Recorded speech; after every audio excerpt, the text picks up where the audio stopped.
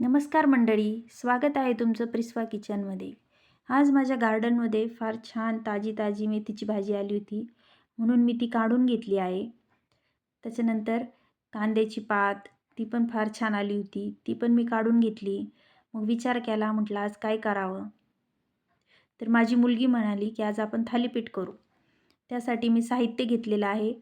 ज्वारी घेतली 1 वाटी, 1 वाटी नाचणी, 1 वाटी हिरवे मूग, 1 वाटी बाजरी, 1 वाटी गहू, 1 छोटी वाटी भरून मेथी दाणे आणि 1 छोटी वाटी भरून ओवा घेतलेला आहे. त्यानंतर पीठ करून घेतलेलं आहे. त्यानंतर मी ताजी मेथीची भाजी कापून घेतली आहे. कोथिंबीर घेतली 1 वाटी भरून, 2 कांदे बारीक चिरून घेतलेत, हिरवी मिरची लसूणचा ठेचा घेतला आहे,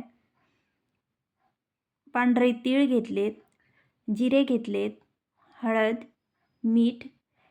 नंतर एक ताट घेतले, त्यामध्ये ते 1 बाउल भरून मी ते पीठ घेतलेलं आहे सर्व धान्यांचं. त्यात मी मेथीची पानं टाकली आहेत, चिरलेला कांदा, कोथिंबीर, कांद्याची पात, हे सर्व साहित्य मी एकत्र करून घेतलेलं आहे.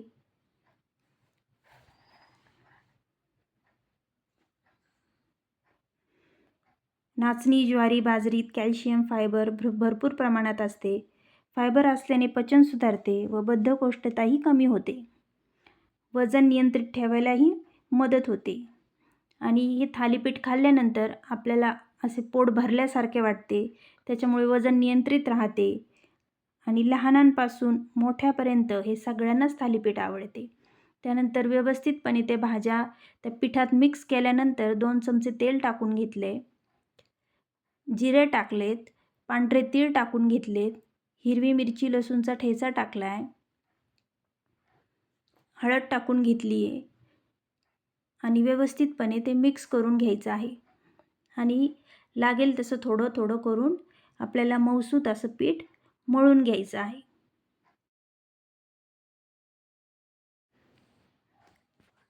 त्यात आता अर्धी वाटी मी दही टाकून घेणार आहे. अर्धी वाटी दही टाकून घेतल्यानंतर ते व्यवस्थित मळून घ्यायचं आहे आणि लागेल तसं थोडं थोडं पाणी टाकून त्याचा मऊसर असा गोळा तयार करून घ्यायचा आहे. मंडळी, तुम्हाला जर माझी रेसिपी आवडत असेल तर माझ्या चॅनलला लाईक करा, शेअर करा, कमेंट करा आणि सबस्क्राईब करायलाही विसरू नका. आता आपला असा छानसर असा मऊसूत गोळा तयार झालेला आहे, तुम्ही पाहू शकता. त्यानंतर मी एक तवा तापायला ठेवला आहे, पोळपाट घेतला आहे, त्याच्यावर एक रुमाल ओला करून घेतला आहे, एक छोटा गोळा घेतला आहे, तो हाताने थोडा दाबला आहे. त्याच्यानंतर पाणी घ्यायचं आहे, पाणी थोडं थोडं लावायचं आहे आणि हाताने ते थालीपीठ व्यवस्थित असं थापून घ्यायचं आहे.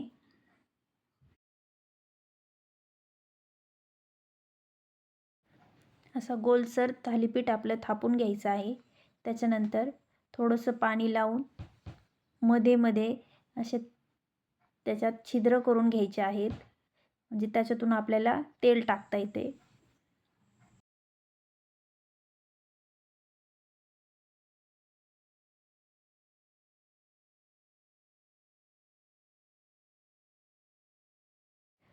तव्याला थोडं तेल लावून घ्यायचं आहे.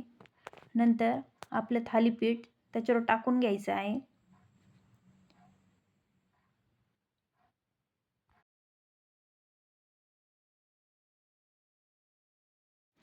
अशा प्रकारे थालीपीठ तव्यावर टाकून झाल्यानंतर छिद्रातून त्याच्यावर तेल टाकून घ्यायचं आहे. त्याच्यावर एक झाकण ठेवायचं आहे आणि खरपूस होईपर्यंत त्याला भाजून घ्यायचं आहे. मी दुसरंही थालीपीठ तुम्हाला करून दाखवते या प्रकारे. हे थालीपीठ हृदयासाठी लाभदायक असते. ज्वारी आणि बाजरीमध्ये असलेले घटक हृदयाच्या आरोग्यासाठी चांगले असतात. कोलेस्ट्रॉल कमी करण्यास आपल्याला मदत करतात. आपली ही ऊर्जाही वाढवतात. मल्टीग्रेन थालीपीठात असलेले पोषक घटकामुळे संपूर्ण दिवसासाठी आपल्याला ऊर्जा मिळते. विशेषतः सकाळी किंवा दुपारी खाण्यासाठी हे थालीपीठ फार छान आहेत. आणि या थालीपीठाचा डायबिटीजमध्येही फार उपयोग होतो. हे थालीपीठ ग्लायसेमिक इंडेक्स कमी असल्यामुळे रक्तातील साखर नियंत्रित ठेवण्यास मदत करते. ह्याच्यामुळे आपले हाडेही मजबूत होतात. बाजरी आणि ज्वारीत भरपूर प्रमाणात खनिजे असतात आणि त्यामुळे हाडे आणि दात मजबूत होण्यास मदत होते. रोगप्रतिकारक शक्ती वाढते. विविध जीवनसत्वे आणि खनिजे रोगप्रतिकारशक्ती सुधारण्यासाठी मदत करतात. अशा प्रकारे आपलं खरपूस असं थालीपीठ भाजून झालेलं आहे दोन्ही बाजूनीही. तुम्ही पाहू शकता किती छान त्याला रंग आलेला आहे. ज्वारी, बाजरी, गहू, हिरवे मूग, नाचणी, मेथी, दाणा, ओवा यापासून आपण थालीपीठ केलेलं आहे. त्याला मल्टीग्रेन थालीपीठ असंही म्हटले जाते. ते आपण थालीपीठ दही, शेंगदाण्याची चटणी, सॉस बरोबरही खाऊ शकतो.